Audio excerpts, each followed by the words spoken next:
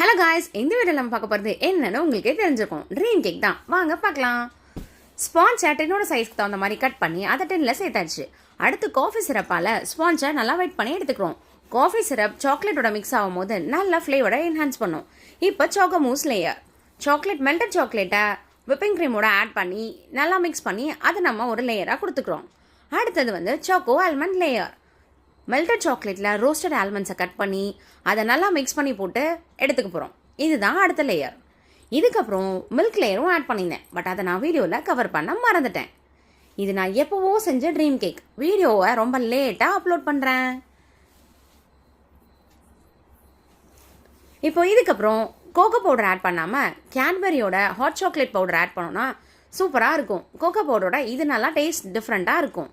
So finally நம்ம dream cake ready. இந்த video பிடிச்சிருந்துச்சுன்னா லைக் பண்ணுங்கள், மறக்காமல் சேனலை சப்ஸ்கிரைப் பண்ணி சப்போர்ட் பண்ணுங்கள். தேங்க்யூ.